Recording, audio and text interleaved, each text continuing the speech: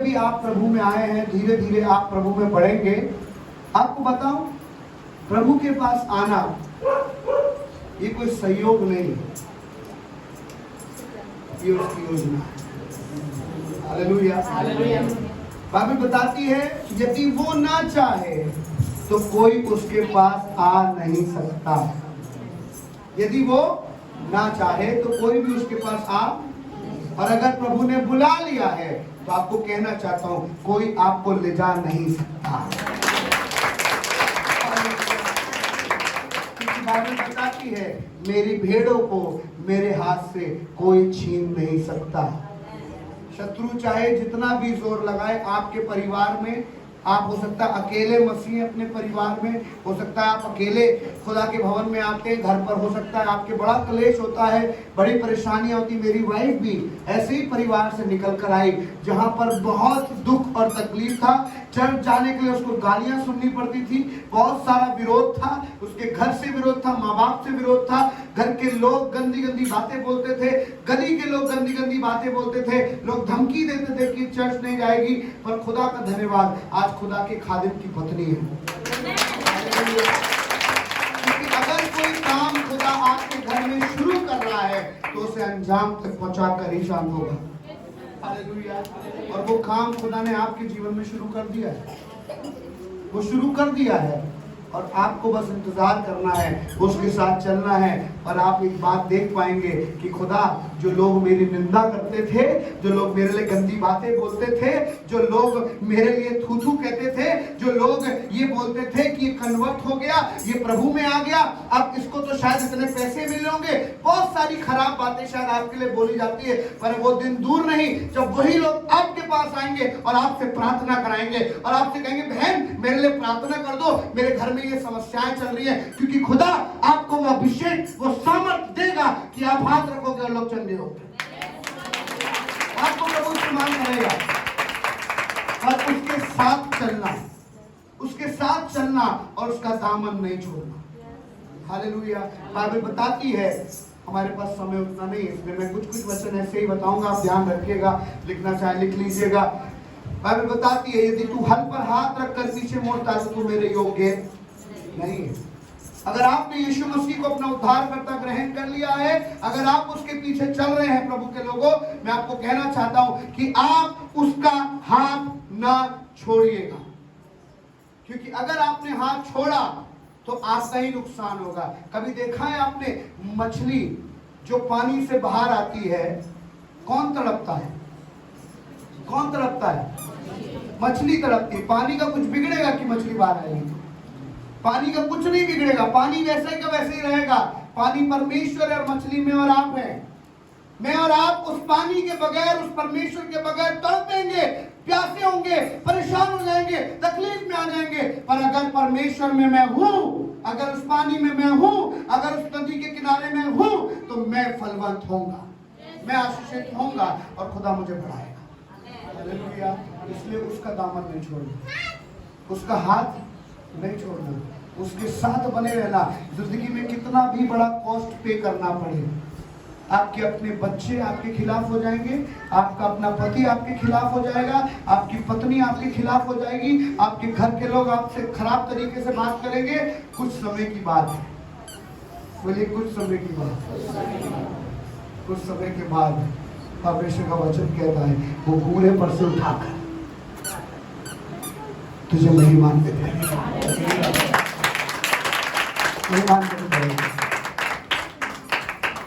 Bible सच्ची है, Bible सच्ची है। वो डैनियल के लिए भी सच्ची थी, वो शद्रक मेशक अबेदनगो के लिए भी सच्ची थी, वो अब्राहम के लिए भी सच्ची थी, वो पौलुस के लिए भी सच्ची थी, बोली मेरे लिए भी सच्ची है। हालेलुया। निकाले मेरे साथ इफिसियों की पत्री उसका पहला अध्याय और उसकी चौथी आयत को हम पढ़ेंगे। जैसा उसने हमें जगत की उत्पत्ति से, जैसा उसने हमें जगत की उत्पत्ति से पहले उसमें चुन लिया कि बोलिए उसने हमें, उसने हमें, उसने हमें, उसने हमें जगत की उत्पत्ति से पहले चुन लिया। ब्रह्मांड में कई गैलेक्सीज हैं, कई ग्रह हैं, कई तारे हैं, उस सब को बनाने से पहले खुदा ने मुझे चुन लिया। हालेलुया। ये पृथ्वी नहीं बनी थी, उससे पहले खुदा ने मुझे चुन लिया। पेड़ पौधे नहीं बने थे, उससे पहले खुदा ने मुझे चुन लिया। ये चट्टानें नहीं बनी थी, उससे पहले खुदा ने मुझे चुन लिया। आपको क्या लगता है, अगर उसने चुन लिया तो क्या छोड़ देने के लिए चुन लिया है? छोड़ने के लिए नहीं चुना है प्रभु के लोगों। आपको स्वर्गीय स्थानों पर बैठाएगा, आपको स्वर्गीय वरदानों से भरेगा, आपको अपने अभिषेक में लेकर चलेगा और आपसे अद्भुत काम कराएगा। आप अपने परिवार में अकेले जरूर होंगे, पर आपको बताऊं, आप अकेले 1000 के बराबर होंगे। लिखा है, क्या कह रहा है? जगत की उत्पत्ति से पहले उसने चुन लिया कि बोलिए हम उसके निकट प्रेम में पवित्र और निर्दोष हो। हालेलुया। उसके प्रेम में हम क्या हो? बोलिए पवित्र और निर्दोष हो। आपको बहुत अच्छा खादिम मिला है कलीसिया। रविंद्र भैया को मैं अभी से नहीं जानता हूँ, पिछले 10 साल से जानता हूँ, उससे पहले से जानता हूँ। बहुत अच्छा खादिम आपको मिला है, बहुत अच्छी खादिम आपको मिली है। और जो लोग खुदा से प्यार करते हैं वो पहले खादिम और खादिमा से प्यार करते हैं। जो खादिम और खादिमा की इज्जत नहीं करते वो खुदा की क्या इज्जत करेंगे? आपको बताऊं कलीसिया, पहले आपको अपने दास की इज्जत करना सीखना होगा। अगर आप खुदा के खादिम को इज्जत देंगे, खुदा के खादिम की खुशी में शामिल होंगे, उसके दुख में शामिल होंगे, उसके संघर्ष में शामिल होंगे, उसकी मेहनत में शामिल होंगे, उसके हर काम में शामिल होंगे, आप बताएं खुदा के प्लान में आप शामिल हैं। हालेलुया। मूसा के साथ कोई नहीं खड़ा था, खुदा ने उसके साथ हारून को भेजा। और मैं चाहता हूं आप इस कलीसिया के हारून बने। हालेलुया। जरूरी नहीं है कि आप वो काम करें जो शायद हारून ने किया, पर हो सकता है आपका काम बहुत छोटा हो, या हो सकता है आपका काम कहीं गिना भी ना जाए, पर आपका छोटा सा काम, आपका छोटा सा संघर्ष, आपकी छोटी सी मेहनत इस कलीसिया के लिए बड़ी आशीष का कारण बन जाएगा। हालेलुया। मुझे बहुत अच्छा लगा पानी के गिलास जब ऐसे टंगे हुए देखे, बहुत अच्छा लगा। हालेलुया। किसी ने टंगाए होंगे,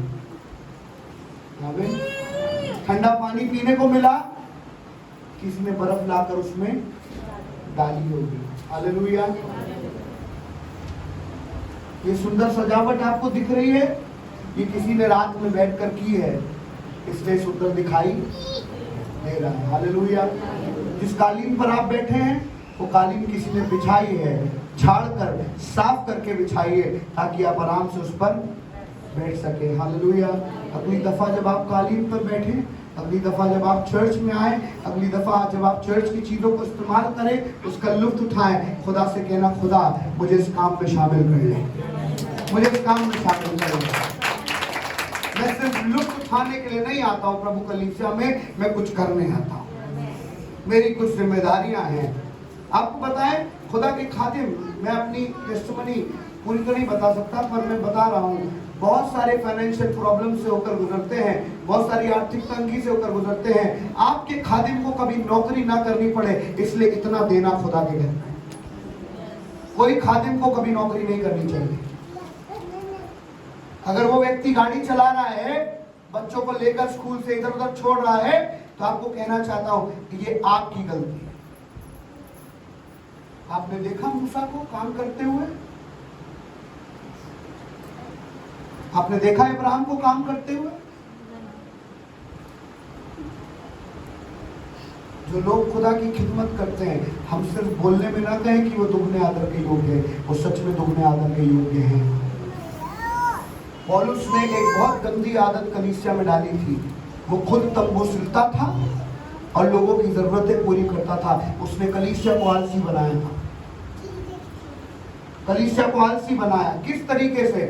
सुनो, मैं ही कलाम पेश करूंगा, मैं ही स्पीकर लगा दूंगा, मैं ही झाड़ू लगा दूंगा, मैं ही तंबू सिलूंगा, मैं ही तुम्हें खिलाऊंगा, सब मैं ही करूंगा, तो तुम क्या करोगे?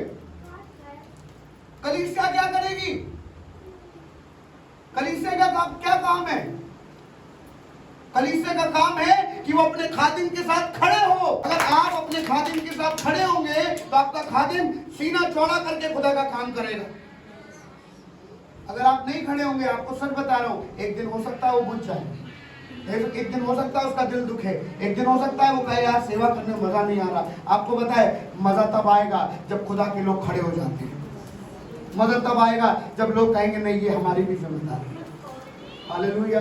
मैं बात इसलिए बता पा रहा हूं क्योंकि मैंने वो सब झेला है, मैंने उन परेशानियों को अपने जीवन में देखा है, पर मैंने अपने आप को बहुत समझाया कि नहीं अनूप, तुझे सेवा नहीं छोड़नी है, तुझे वो काम करते रहना है। एक दिन की बात है, मेरे पास घर का किराया नहीं था,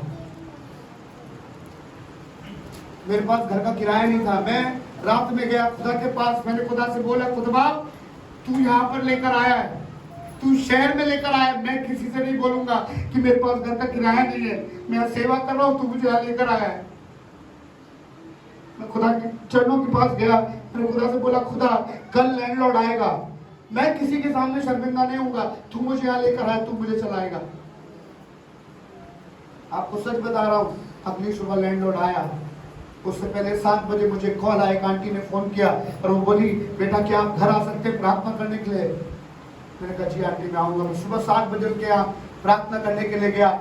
जब मैं वहां से लौट रहा था तो एक भैया मेरे पास आए और वो कह रहे भैया मैं आपके घर गया था, आप घर पर थे नहीं। मैंने क्या हुआ? उन्होंने एक लिफाफा मेरी जेब में डाला और वो चले गए। मैंने भैया बताइए तो क्यों डाला, क्या है ये? कह रहे बाद में बताऊंगा पास्टर जी आप जाइए। मैं घर आ गया, मैं घर आकर उस लिफाफे को रखा और मैं चाय बनाने चला गया। थोड़ी देर बाद बेल बजी और लैंडलॉर्ड आए और मैंने कहा इनसे कहूँ क्या है, क्योंकि ये रेंट लेने आए हैं, मेरे पास पैसे नहीं है। पता है आपको कमाल की बात, मैं जब उनसे बोला आप चाय पियेंगे, कह रहे हाँ ठीक है चाय पियेंगे।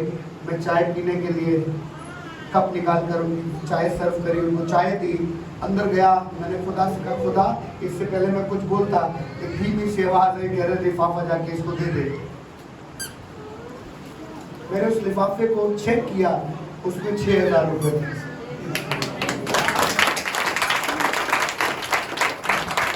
मैं बेचैन हो गया, मैं सोच रहा था ये आदमी कब जाएगा। उसने चाय पी, उसको किराया दिया, मैं अपने कमरे में गया, घुटनों पर आया, खुदा से बोलने लगा खुदा ये कैसे हुआ, खुदा ये कैसे हुआ। मैं बेचैन हो गया, मैंने भैया को फोन किया, मैंने भैया आपने मुझे ये पैसे क्यों दिए? कह रहा पास्टर साहब रात भर खुदा ने मुझे सोने नहीं दिया और कहा जाकर सुबह मेरे खाते को पैसे देने। आपको बताऊं खुदा काम तो किसी से भी करा लेगा, खुदा काम तो कौवों से करा लेगा। मैं सोच रहा था खुदा कौवों को जरूरत आज पड़ी है कि वो एलिया को खिलाए।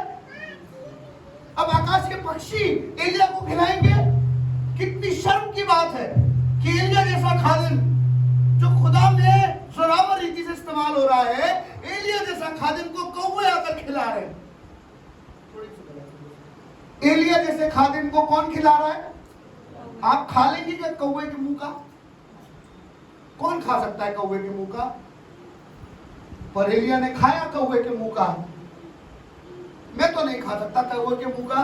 कौवा आकर मुझे मांस दे और मैं खा लूं, कितना भी अच्छा कौवा हो, कितना भी साफ कौवा हो, मैं तो नहीं खा सकता। पर एलिया को खाना पड़ा। एलिया वचनबद्ध था, उसने कहा जब तक मैं ना बोलूं तब तक बारिश, वो बारिश उसके लिए भी नहीं हुई ना। बेटा तू सबके लिए बोला तो तेरे लिए भी बारिश नहीं होगी। तुझे परेशानी में मैं देख नहीं सकता। सोचिए खुदा का खादिम परेशानी में है, खुदा बेचैन है, पर लोगों को कोई फर्क नहीं पड़ता। खुदा बेचैन है एलिया के लिए। खुदा कह रहा है मैं कौवे को भेजूंगा, मैं कौवे को भेजूं, तुझे खिलाऊंगा बेटा, तू चिंता मत कर। इस अकाल में कोई नहीं, कोई तेरा साथ देने के लिए तैयार नहीं है, मैं काम करूंगा। पर मुझे लगता है खुदा, क्या लोग अपनी आंखें मूंद कर बैठे हैं? क्या ये लोग नहीं सोचते कि मेरे खुदा के खादिम को जरूरत है, मेरे खुदा के खादिम को जरूरत है कि हम उसके साथ खड़े हो और खुदा के काम को अंजाम दें। आपको बताऊं, अगर आप खड़े नहीं होंगे, आप नहीं बोलेंगे, आप काम नहीं करेंगे, खुदा पत्थरों से भी काम करा लेगा। और जब आप जीवित हैं तो पत्थरों को क्यों काम करने की जरूरत पड़े? बात तो ये है कि अगर आप जीवित हैं, मैं जीवित हूं, तो पत्थर क्यों काम करेंगे, कौवे क्यों काम करेंगे? खुदा चाहता है कि हम काम करें। हालेलुया। अपने बच्चों को पालते हैं ना, अपने बच्चों को पालते हैं। क्या अपने बच्चों को बोल देते हैं बेटा देख हमने तुझे पैदा कर दिया, वही तेरे लिए काफी है, अब तुझे कोई और पालेगा? ऐसा तो नहीं बोलते। पालते हैं ना बच्चों को, बच्चों की हर एक जरूरत को पूरा करते हैं। क्यों क्यों बच्चों की जरूरत पूरी करते हैं? वो बायोलॉजिकल सन्स एंड डॉटर्स हैं, वो हमारे बेटे और उसने हमारे गर्भ से, आपको पता है जो गर्भ से जन्म लेता है वो स्वर्ग के लिए काम नहीं आएगा, पर जो आत्मा से जन्म लेता है वो जरूर काम आएगा। जब आप अपने खादिम के द्वारा आत्मिकता में पैदा हो रहे हैं, आप शरीर से नहीं आत्मा के द्वारा जन्म ले रहे हैं। बोलिए आत्मा के द्वारा, आत्मा के द्वारा, बेटा आत्मा के द्वारा जन्म ले रहा। हालेलुया। जब आत्मा के द्वारा जन्म ले रहे हैं तो आत्मिकता में मेरी और आपकी जरूरत है कि हम उस खादिम की सुधि लें जो मुझे आत्मिक पिता का दर्जा मैंने उसको अपने जीवन में दिया है। हालेलुया। वो आत्मिक पिता है, वो आत्मिक माँ है, उन्होंने हमें आत्मिकता में जन्म दिया है और हम उसके बेटे और बेटियां हैं। हालेलुया। हमें सुधि लेनी है, हमें उनके साथ खड़े हो जाना है, कहना कोई दिक्कत नहीं है, आप टेंशन मत लीजिए, हम आपके साथ हैं। हालेलुया। मैं आपको क्यों ये बातें बता रहा हूँ? क्योंकि बोलिए मैं जगत की उत्पत्ति से पहले से चुन लिया गया। जो व्यक्ति चुन लिया जाता है ना, उसके ऊपर एक बड़ी जिम्मेदारी होती है। बोलिए जो चुन लिया जाता है उस पर एक बड़ी जिम्मेदारी है। बोलिए चुने वो जिम्मेदारी उठाओ। अपने पड़ोसी को देखो, आप चुने हुए हो, जिम्मेदारी उठाओ। हालेलुया। निकाले मेरे साथ एक पद जो आपको मिलेगा, विलाप गीत उसका 4 अध्याय और उसकी दूसरी आयत। बहुत ध्यान पूर्वक इस आयत को आपको पढ़ना है। जी हाँ। सिय्योन के उत्तम पुत्र। हालेलुया। बोलिए सिय्योन के उत्तम पुत्र जो कुंदन के तुल्य थे। हालेलुया। लिखा है सिय्योन के उत्तम पुत्र जो कुंदन के तुल्य थे, वे कुम्हार के बनाए हुए मिट्टी के घड़ों के समान कैसे तुच्छ गिने गए। सिय्योन के उत्तम पुत्र जो कुंदन के तुल्य थे। आपको पता है खुदा ने आपको बहुत वैल्यूएबल, बहुत कीमती बनाया है। बोलिए मैं सिय्योन की बेटी हूँ, मैं सिय्योन का बेटा हूँ। आप खुदा के घर के बेटे और बेटियां हैं और बोलिए उत्तम पुत्र हैं, उत्तम पुत्रियां हैं। और किसके तुल्य हैं? बोलिए कुंदन के। कुंदन के। कुंदन कैसा होता है? बहुत महंगा। कुंदन के तुल्य। आप कुंदन के तुल्य हैं, आप बहुत महत्वपूर्ण हैं, आप बहुत कीमती हैं सिय्योन में, खुदा के घर में। पर पता है दुर्दशा क्या हुई? लिखा हुआ है वो जो सिय्योन के उत्तम पुत्र थे, जो कुंदन के तुल्य थे, वे कुम्हार के बनाए हुए मिट्टी के घड़ों के समान कैसे तुच्छ गिने गए। कैसे तुच्छ गिने गए। अगर आपकी जगह यहां पर है, अगर आपकी जगह इस स्थान पर है, इस वेदी पर है कि आपको चुना गया है कि आप खुदा की खिदमत करें, आपको सच बताऊं, अपने उस कुंदन के तुल्य होने को कभी तुच्छ मत जानना। कहीं ऐसा ना हो कुम्हार के बनाए हुए घड़े के समान तुम बाहर पड़े हो, तुम अपनी जगह खो दो। खुदा कह रहा है तुम उत्तम पुत्र और पुत्रियां हो, जो कुंदन के तुल्य हो, उसके गुलाम हो। कहीं ऐसा ना हो कि तुम कुम्हार के बनाए हुए मिट्टी के घड़ों के समान तुच्छ गिने जाओ। हम कई बार अपनी वैल्यू खो देते हैं। आप खुदा के घर में कुछ दिन बहुत अच्छा चल रहे हैं, सब कुछ बहुत अच्छा, 6 महीना आपने लग कर काम किया, कोई छोटी सी बात हुई आप खुदा के खादिम से नाराज हो गए, कोई ऐसी बात हुई आपने चर्च छोड़ दिया, कोई ऐसी बात हुई जिसकी वजह से आप दुखी होकर अपने घर पर बैठे हुए हैं, आपको बताओ, आप कर कुछ नहीं रहे हैं, आप अपना नुकसान कर रहे हो और कुछ नहीं। पता है लोगों के नाराज होने के मसले भी बहुत छोटे छोटे होते हैं। हम जा रहे थे, हमने पास्टर की तरफ प्रेज द लॉर्ड किए, फिर उन्होंने हमारी तरफ प्रेज द लॉर्ड नहीं किए। तो भाई तुम खींच के प्रेज द लॉर्ड कर देते, तुम गले लगा कर प्रेज द लॉर्ड कर देते। तुम उस बात को लेकर बैठे हो कि वो तुमको देख नहीं पाए, तुम प्रेज द लॉर्ड नहीं कर पाए। तो ये कोई बहुत बड़ा मसला था कि तुम घर पर बैठे हो और अपना सब काम धाम छोड़ दिया है, चर्च में सब चीजों में आगे थे, अब तुम मिट्टी के घड़ों के बर्तनों के समान तुच्छ गिने जा रहे हो। अरे तुम्हारी जगह यहाँ थी, तुम कहाँ पड़े हुए हो? अपनी जगह पहचानो खुदा के घर में और खुदा से कहो, प्रभु तूने मुझे कुंदन के तुल्य बनाया, तूने मुझे सिय्योन में कुंदन के तुल्य बनाया है और मैं अपनी जगह नहीं खोऊंगा, मैं अपनी जगह नहीं खोऊंगा। आपको पता है ये स्पीकर की अपनी जगह है। ये स्पीकर को आप कहीं और रख दें, बाहर ले जाकर रख दें, तो क्या आपको साउंड आएगा? नहीं, ये स्पीकर की अपनी जगह है। हालेलुया। ये माइक की अपनी, इस पुलपिट की अपनी, सब चीजों की अपनी। उन सब चीजों से ज्यादा खुदा ने कहा तुम उत्तम पुत्र और पुत्रिया हो जो कुंदन के तुल्य हो। हालेलुया। और खुदा नहीं चाहता कि तुम अपनी जगह खो दो। आपको पता है जब प्रभु किसी को चुनता है तो वो ये नहीं कि 6 महीने के लिए चुना है, बेटा तुम चुप चले जाओ, छोड़ो, नहीं, जिंदगी भर के लिए चुनता है। और सिर्फ आपको नहीं चुनता है, आपकी आने वाली पीढ़ी को भी चुनता है, आपके खानदान को चुनता है, आपके खानदान में एक बच्चे को चुनेगा और पूरे खानदान से सेवा लेगा। हालेलुया। इसलिए लिखा वो पीढ़ी दर पीढ़ी अपनी करुणा हम पर नहीं करता है, हम पर अपनी करुणा नहीं करता है। एक पीढ़ी से दूसरी पीढ़ी, खुदा ने मेरे पिता को चुना, फिर खुदा ने मुझे चुना, फिर खुदा ने मेरे बेटे को चुना, आगे चल के खुदा मेरे बेटे के बच्चे को भी चुनेगा। हालेलुया। तो खुदा जब चुनता है तो वो पूरे खानदान को, उसकी पीढ़ी को चुन लेता है कि हम उसकी सेवा में अपने जीवन को अर्पण करें। हालेलुया। हर व्यक्ति के अंदर गुण है, हर व्यक्ति के अंदर टैलेंट है, हर व्यक्ति के अंदर कुछ ना कुछ खास बात है और आप कुंदन के तुल्य हैं। हालेलुया। बहुत जरूरी है कि हम अपनी जगह ना खोएं। शिमशोन को खुदा ने बहुत खूबसूरती से वरदान दिया और जानते मजे की बात क्या थी? उसकी मम्मी को बुलाया और उससे कहा, सुनो ये मेरा नाजिर है, ये मेरा क्या है? ये मेरे लिए अलग किया गया है और मैं इसके द्वारा अपनी जाति को छुड़ाऊंगा, मैं इसके द्वारा एक अद्भुत काम करूंगा। सुनो, क्योंकि ये नाजिर है इसलिए कभी भी मदिरा को मुंह ना लगा, इसके सर पर कभी छुरा ना फिरने पाए, क्योंकि इसके बालों में मैंने अपनी सामर्थ को ढीला है। सोचो वो कुंदन के तुल्य था, उसने अपने आप को कुम्हार के बनाए हुए घड़े के बर्तन के समान तुच्छ कर दिया, खराब कर दिया।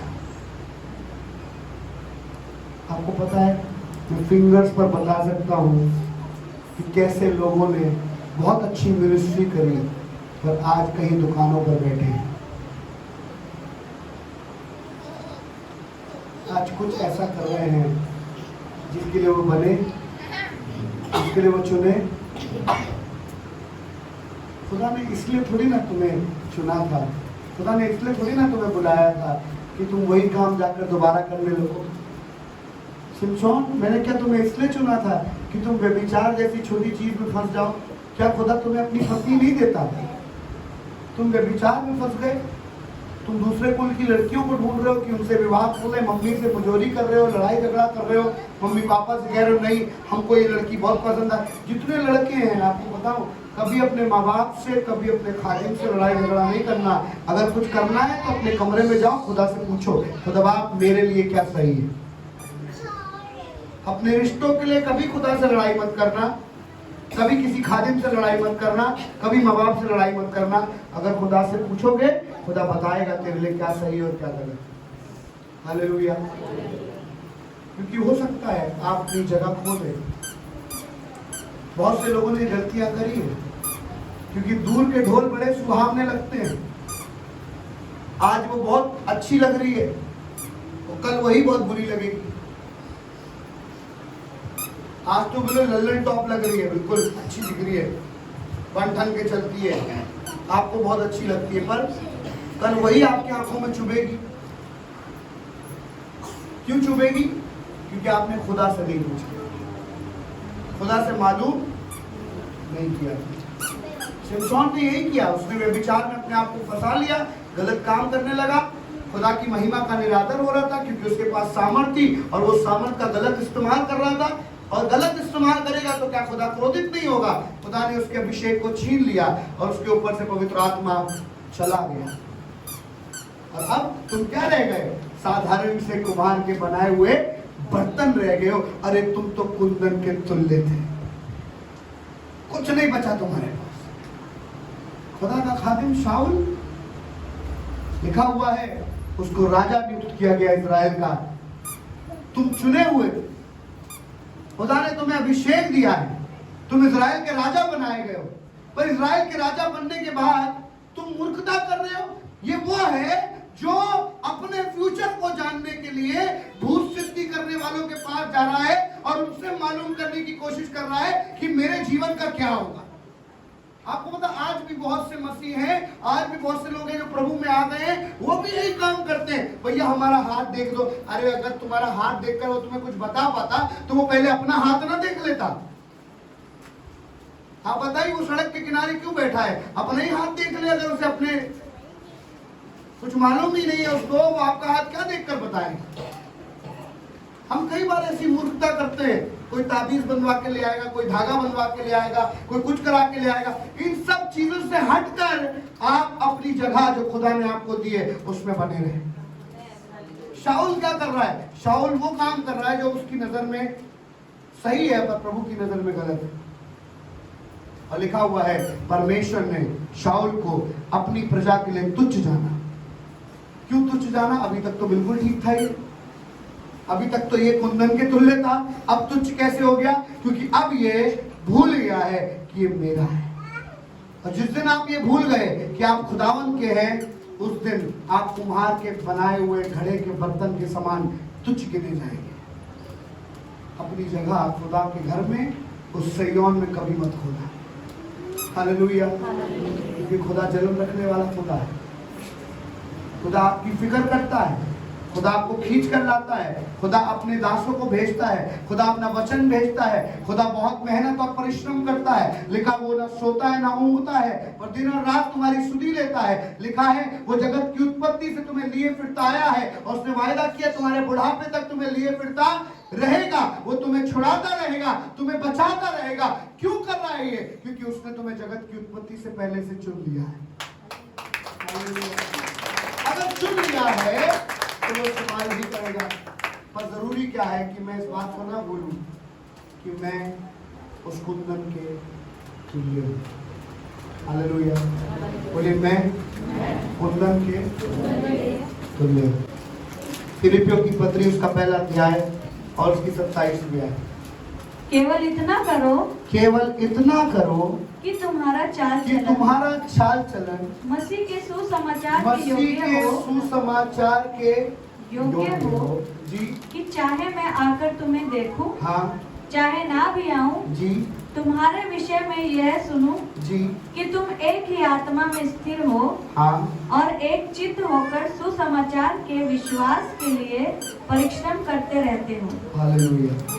क्या लिखा है? बोलिए केवल इतना करो, केवल इतना करो कि तुम्हारा चाल चलन मसीह के सुसमाचार के योग्य हो। जो सुसमाचार आप सुनते हैं, जो वचन की सेवकाई प्रभु के दास यहाँ से करते हैं, जो बातें समझाई जाती हैं, लिखा है केवल इतना करो कि तुम्हारा चाल चलन उसके योग्य हो।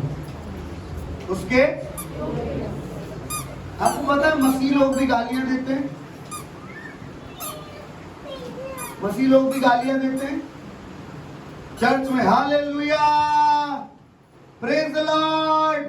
बाहर जाके गंदी गंदी गालियां देंगे। मसीह के सुसमाचार के योग्य हो तुम्हारा चाल चलन।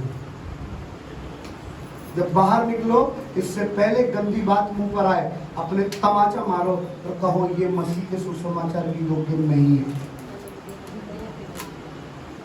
अपने आप को याद दिलाओ कि खुदा ने इसलिए नहीं चुना है कि मैं सड़कों पर गालियां दूं। खुदा ने इसलिए नहीं चुना है कि मैं दूसरों से जाकर झगड़ा करूं। खुदा ने इसलिए नहीं चुना है कि मैं छोटी छोटी बातों पर मसला खड़ा करूं और लड़ाई झगड़ा कराऊं, बुराइयां करता फिरूं। इसलिए नहीं चुना है खुदा ने। कई बार गुट बन जाता है चर्च में, जो अच्छी बातों के लिए नहीं, बुरी बातों के लिए संगठित होता है, खराब बातों के लिए। नहीं, हम उसका कैसे बिगाड़ दे, अरे उसने ऐसे कैसे बोल दिया था, अरे वो ये बातें करते हैं। अरे आप क्या बातें करते हो, आप क्या बोल रहे हो, पहले आप अपने ऊपर ध्यान दो। हम कई बार दूसरों के विषय में, दूसरों के घर में क्या चल रहा है, उसके मकान में क्या हो गया और वो कहाँ काम करता है और उसके घर में क्या चल रहा है, उसके नौकरी पर क्या चल रहा है, उसके रिश्तों में क्या चल रहा है। आप क्या इंडिया टीवी है या आज तक है कि आपको किसी को खबर देनी है? खुदा चाहता है कि हम अपने विषय में, अपने चाल चलन के विषय में चिंतित रहें कि वो मसीह के सुसमाचार की योग्य है या नहीं। हालेलुया। हम कितनी दफा बाइबल पढ़ते हैं, खुदा को इससे मतलब है। हम कितनी दफा चर्च जाते हैं, खुदा को इससे मतलब है। आपने कौन सी नई गाड़ी खरीद ली, खुदा को कुछ फर्क नहीं पड़ता। आपने कौन सी गाड़ी खरीद ली, आपने कितने मंजिला बना लिया, आपके पास कौन सा फोन है, खुदा को इससे कोई मतलब नहीं। आप कौन सी घड़ी पहनते हैं, आपका जूता कौन से कलर का है, आपके कपड़े कितने महंगे, खुदा को इससे कोई फर्क नहीं पड़ता। खुदा को फर्क पड़ता है तुम्हारे आत्मिक जीवन के विषय में। आप आत्मिकता में क्या कर रहे हैं, आत्मिक जीवन के लिए क्या परिश्रम कर रहे हैं। आपको पता है, आपके खादिम को कॉर्ड पर गाना उठाना नहीं आता। मैं सच बता रहा हूं, कॉर्ड पर गाना उठाना, पर फिर भी वो गाता है। ये प्रशंसनीय है, ये आदर की बात है। वरना कुछ लोग डिमोरलाइज हो जाते हैं, बोलते भाई मुझको गाना नहीं आता, मुझको सही कॉर्ड पे बजाना, मुझे ऐसा नहीं आता। लोगों के पास बहाने बहुत है सेवा ना करने के, पर फिर भी वो खादिम सेवा कर रहा है। अपने खादिम के लिए ताली बजाइए, खुदा के लिए ताली बजाइए। क्यों? क्योंकि आपका चाल चलन ये बताएगा कि आप मसीह के लिए सेवा कर रहे हो, आप प्रभु की देह के लिए सेवा कर रहे हो, आप उसके राज्य के लिए परिश्रम कर रहे हो। इसलिए पता है प्रभु का दास तीमुथियुस क्या बोल रहा था अपनी कलीसिया से, पढ़ दे फिलिपियों 2:20 पद। क्योंकि मेरे पास ऐसे स्वभाव का कोई नहीं जो शुद्ध मन से तुम्हारी चिंता करे। मेरे पास ऐसा कोई नहीं है जो शुद्ध मन से तुम्हारी क्या करे। आपको पता है शुद्ध मन से चिंता करने का मतलब क्या होता है? जिसमें कोई स्वार्थ नहीं होता। कई बार लोग खाना भी खिलाते हैं ना, उन लोगों को खाना खिलाते हैं जो दोबारा उनको खाना खिला पाए। कई बार लोग गिफ्ट भी उनको देते हैं जिनकी औकात है आपको गिफ्ट देने की। मैं आपको गिफ्ट दे रहा हूं, मेरा बर्थडे इस दिन को आ रहा है, रिटर्न गिफ्ट पाइए, रिटर्न गिफ्ट चाहिए मुझे। हम गिफ्ट तो दे रहे हैं, पर हमारी नियत गिफ्ट के पीछे यह है कि हमें दोबारा। लोग शादियों में लिफाफे देते हैं और वहां पर एक बैठा होता है ट्रेजरर, वो लिख रहा होता है इसने इतना दिया, इसने इतना दिया, इसने इतना दिया। क्यों लिखवा रहे हो आप? क्यों लिखवा रहे हो आप? क्योंकि जब किसी के खानदान में किसी की शादी होगी तो वो उससे थोड़ा बढ़ा कर देना पड़ेगा। हर चीज के पीछे स्वार्थ छिपा है। और खुदा का दास क्या कह रहा है? कहने लगा मेरे पास ऐसे स्वभाव का कोई नहीं है जो शुद्ध मन से तुम्हारी चिंता करे, सिवाय तीमुथियुस के, सिवाय तीमुथियुस के। और लिखा है आगे, पढ़े क्या लिखा है? क्योंकि सब अपने स्वार्थ की खोज में रहते हैं, ना कि यीशु मसीह की। क्योंकि सब अपने स्वार्थ की, क्योंकि मेरे पास ऐसे स्वभाव का कोई नहीं जी जो शुद्ध मन से तुम्हारी चिंता करे। हाँ, क्योंकि सब अपने स्वार्थ की खोज में रहते हैं, ना कि यीशु मसीह की। आगे भी पढ़ दे। पर उसको तो मैंने, पर उसको तो तुमने परखा और जान भी लिया है कि जैसा पुत्र पिता के साथ करता जैसा है, पुत्र पिता के साथ करता है वैसा ही उसने सुसमाचार को फैलाने में मेरे साथ परिश्रम किया। हालेलुया।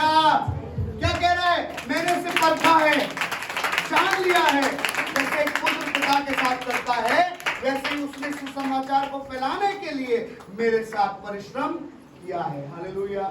मेरी दुआ है जब पासवान यहाँ खड़ा हो ना, वो अपने चर्च के एक व्यक्ति का नाम लेकर बोल सके, दीदी आप मेरे साथ खड़ी रहिए, बेटा तुम मेरे साथ खड़े रहे, तुमने सुसमाचार सुनाने में मेरे साथ परिश्रम किया है, तुमने इस कलीसिया को बढ़ाने में मेरे साथ परिश्रम किया है, तुमने इस कलीसिया के फाइनेंसेस को पूरा करने में मेरे साथ परिश्रम किया है, तुमने हमारे हर सुख दुख में हमारे साथ खड़े होकर खुदा के राज्य में परिश्रम किया है। तब आप सच में सिय्योन के उत्तम पुत्र कहलाएंगे जो कुंदन के तुल्य है।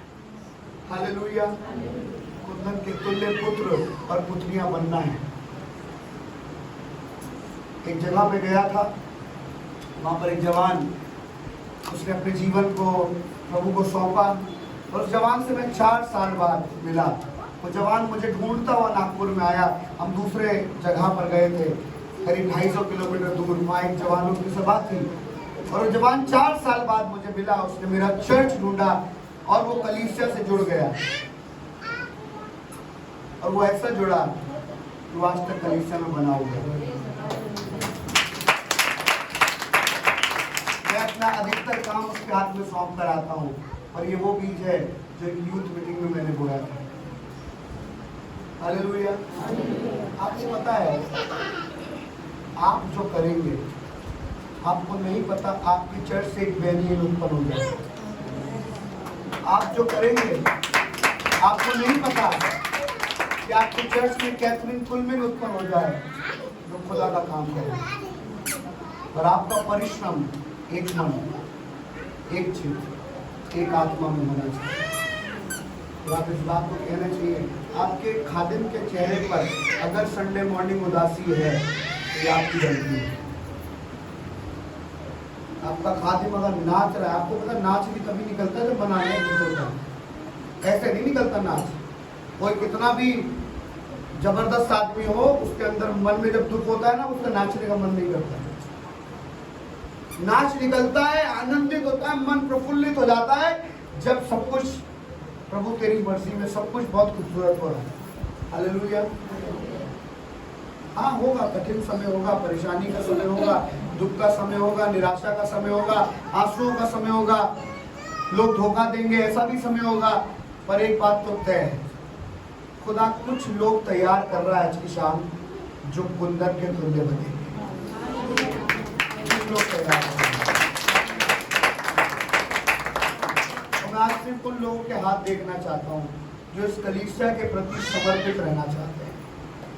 आप नए हैं, आप पुराने हैं, आप शायद कहीं और से आए, मुझे नहीं पता आप कहाँ से ताल्लुक रखते हैं, पर आज मैं केवल उन लोगों के हाथ ऊपर देखना चाहता हूँ जो इस कलीसिया के लिए मजबूत खंभे बनेंगे, जो ये निर्णय करेंगे कि प्रभु हम अपने खादिम के साथ, हम अपनी खादिमा के साथ सेवा करेंगे, हम इस चर्च की बढ़ोतरी के लिए प्रार्थना करेंगे, हम इस चर्च की बढ़ोतरी के लिए वो सब कुछ करेंगे जिसकी आवश्यकता पड़ेगी।